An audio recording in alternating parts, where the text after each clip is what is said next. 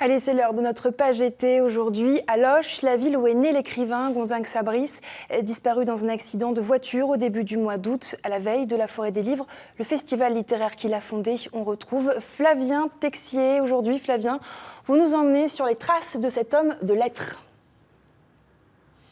Eh oui, bonsoir Olivia, on vous attendait avec impatience, on est là depuis un moment nous pour vous parler de Gonzague. Vous l'avez dit, on va aller sur les traces du grand écrivain ici à Loches. Mais juste avant Olivia, regardez, je veux vous montrer quelque chose, ça se passe juste derrière moi. C'est la ville de Loches telle que vous ne l'avez jamais vue et pour cause, nous sommes installés ce soir sur un promontoire inaccessible au grand public. Vous l'avez dit, Gonzague était né ici en 1948. On va ce soir modestement vous raconter quelques instants de sa vie dans le Lochois grâce aux archives de la télé et surtout grâce à Pascal Dubrisé, l'ancien adjoint à la culture de la ville de Loches. Bonsoir monsieur. Bonsoir Flavien. Merci infiniment d'être avec nous. Quand on a préparé ce direct tous les deux, vous m'avez dit il ne faut pas être triste, il faut raconter Gonzague, l'homme qui aimait la vie. Oui, parce que Gonzague, c'était un être éclectique, il a été journaliste, il a été animateur radio, il est devenu patron de presse, écrivain, historien. Bref, il se déclinait en quantité de formules et pour faire ce qu'il a fait, il ne pouvait qu'aimer la vie. Et c'est vrai que Gonzague, c'était un tourbillon permanent, quelqu'un qui, oui, aimait la fête à tout instant, mais toujours en étant extrêmement sérieux dans tout ce qu'il faisait. C'est ce paradoxe que je voudrais souligner ce soir, parce que vraiment, même dans les moments sérieux, eh bien, il savait nous faire rire et s'amuser. On parle souvent du Clos Lucé à Amboise, où il a passé une partie de son enfance. C'est vrai qu'on parle moins de Loches, et pourtant, eh bien, Loches et Gonzague, c'est une grande histoire. Oui, parce que d'abord, il n'a jamais pu oublier un seul instant que c'était sa ville natale, la ville d'Agnès Sorel, dont il avait une passion folle, et puis la ville des Plantagenets, ces Plantagenets pour lesquels il a essayé d'installer le fameux pays Plantagenet qui aurait pu permettre de décliner cette région. Et Gonzague Sabris aimait les stars. À la fin des années 80, on ne disait pas encore people. Et vous allez voir, il fait venir quelqu'un de très connu à Loches. On regarde, on se retrouve juste après. Avec ses monuments légués par le Moyen-Âge, Loches a gardé la nostalgie du millénaire précédent. Mais il suffit du passage d'une star pour voir la population locale se mettre à rêver sur son destin.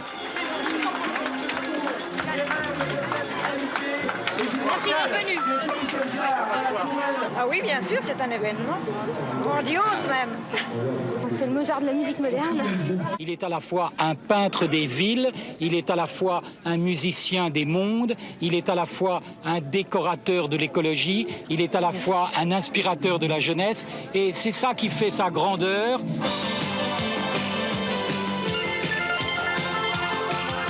On passe souvent à Loches, hein, alors je crois qu'on peut se déplacer. Hein. Je lui ai demandé un petit souvenir, voyez-vous. J'avais prévu quand même. Hein. C'est sympa. Je pense que ça peut être bien pour la ville de Loches, certainement, oui. Surtout s'il fait un concert dans la région, dans un château de la Loire, je pense que ça peut être très bien. Vous savez, le problème de Loches, c'est que nous sommes enclavés dans le sud profond, et grâce au coup de laser donné par Jean-Michel aujourd'hui, Loches est moins inconnu qu'il n'était hier. Avant de revenir en Touraine, Jean-Michel Jarre aura édité un nouvel album. À Loches, la fête est finie, il y en aura d'autres, le vrai travail commence.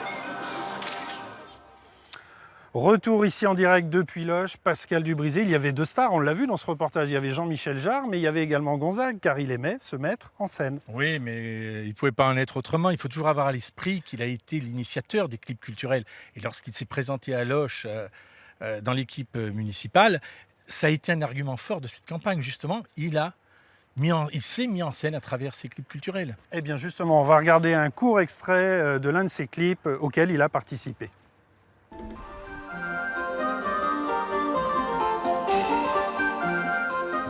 Un candidat culturel, c'est quelqu'un qui veut créer en équipe.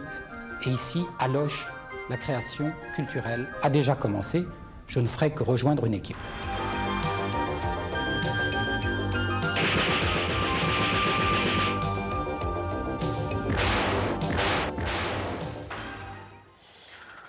On va terminer cet hommage avec quelques images exceptionnelles. On a eu le privilège de les tourner cet après-midi. C'est donc la première fois que vous allez les voir à la télé.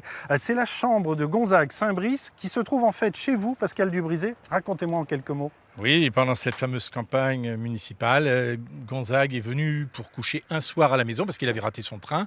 Et puis finalement, il y est resté durant 6 années par intermittence. Et grâce à cela, on a vécu des choses extraordinaires avec lui parce qu'il a beaucoup réfléchi dans cette chambre. Bien sûr, il y a dormi, mais il y a écrit également un certain nombre de ses ouvrages. C'est en quelque sorte votre petit musée secret que vous nous avez montré ce soir pour la première fois. Merci Pascal Dubrisé, vous avez été notre mémoire en quelque sorte. Merci à vous. Olivier, à demain, on sera à la Forêt des Livres, la manifestation littéraire que Gonzague a lancée il y a 22 ans. Vous imaginez bien l'émotion et surtout l'hommage qui va lui être rendu. À demain.